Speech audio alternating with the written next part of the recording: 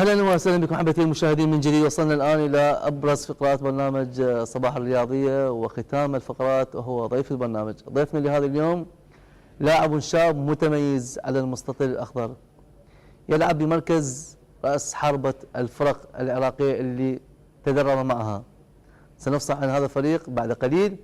امتاز هذا اللاعب باللياقه البدنيه العاليه وطول الفارع واجادته لالعاب الهواء، كيف لا وهو يجيد التسجيل بكلتا القدمين. أبوه أحد أشهر أعلام كرة القدم العراقية، لاعبا ومدربا، مارس لعبة كرة القدم ودرب أحد المنتخبات، وكان ضيفنا في الأسبوع الماضي. حتى لا أطيل عليكم أحبتي المشاهدين، رحبوا معنا بمهاجم الفريق الكرخ الرياضي وابن اللاعب الكبير والمدرب السابق يحيى علوان، ياسر يحيى علوان.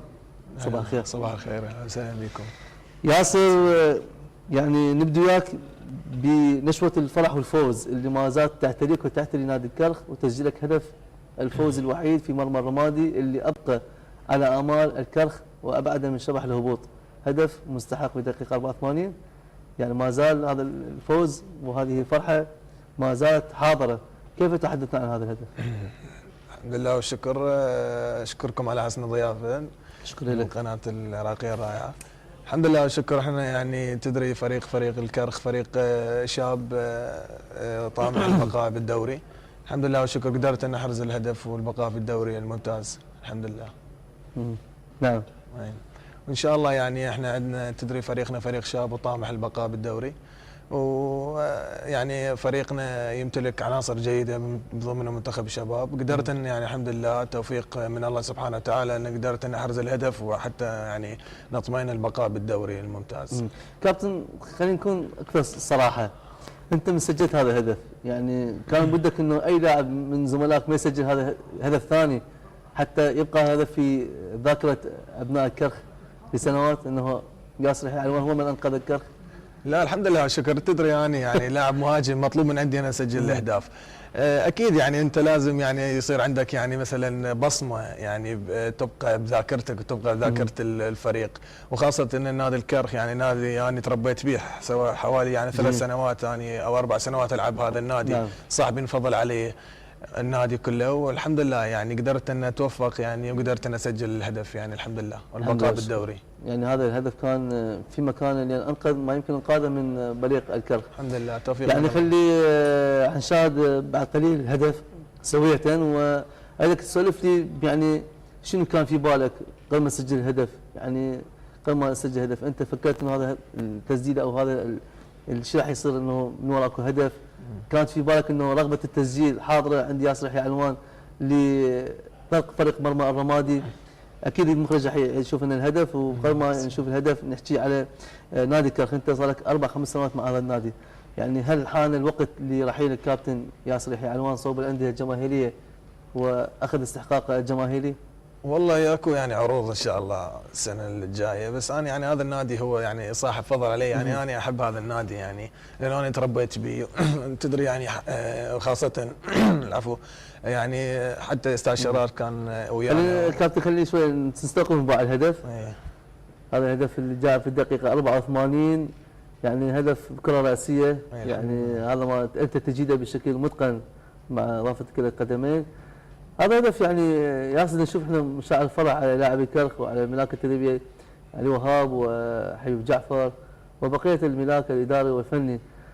نشوف يعني سولفتي عن اللحظات هاي، شنو اللي شعر بها ياسر؟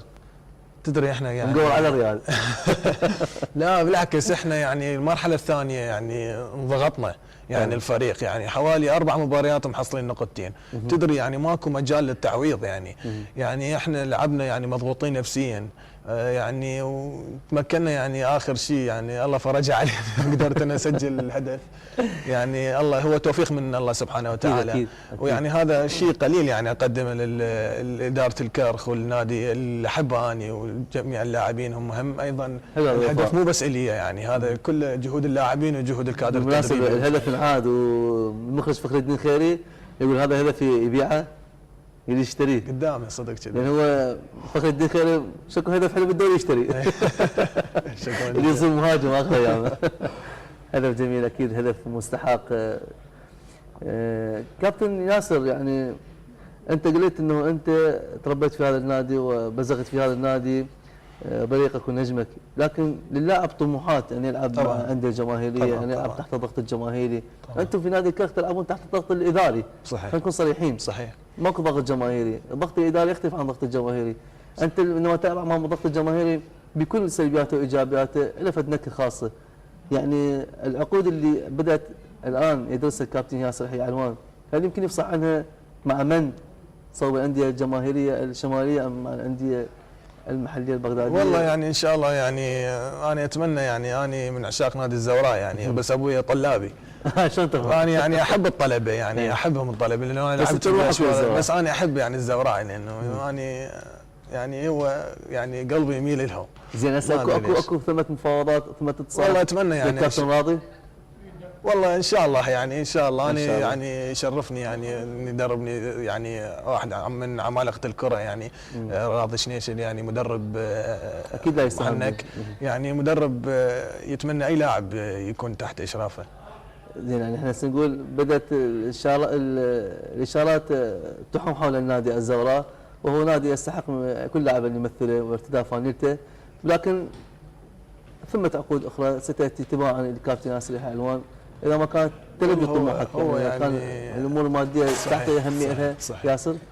طبعا يعني هو صح، طبعا يعني هو الجانب المعنوي اكثر، يعني حالتك النفسيه، انت فريق تلعب به وانت مرتاح تقدم، حتى طبعا الماده، لان انت تدري اللاعب يعني فتره محدده ويعتزل، يعني لازم هم يكون نفسه ويكون عائلته، خاصه احنا تزوجنا بعد ما نقدر، صار عائله عندنا. احنا مال الزواج هاي يعني ما شاء الله حلقه بارزه بيدك يعني. قطعة الشك باليقين اللي ما قدرت اطلع، لا الا لبستها، ما قدرت اطلع. وزارة الداخلية. وزارة الداخلية ما اقدر. كابتن يعني نقول مثلا انه خلينا نكون اكثر مزحا بهذا الموضوع المزح، اذا مثلا ما تقدمت جويه بعرض، جويه ب 50 مليون دينار عراقي، وتقدم الزوراء ب 48 مليون عراقي، هالمليونين تاثر على بقائك مع نادي الزوراء ام؟ لا، ابقى بالزوراء. ما له علاقه المليونين. لا، حتى لو 10 ملايين. جميل هذا الاخوه. زين احنا نترك الزواج وما خلف الزواج على ياسر يحيى علوان من يعني تغيير في حياته الاجتماعيه، وايضا حتى نعطي حافز للاعبين ان ياخذون هاي الخطوه اللي قدمت عليها. الكابتن يحيى علوان هذا المدرب القدير اللي قاد اكثر من نادي ودرب المنتخبات الوطنيه العراقيه، وكان يعني اخر انجاز له على مستوى المنتخبات الاولمبيه في اسياد الدوحه 2006 عندما خطف المركز الثاني مع المنتخب القطري.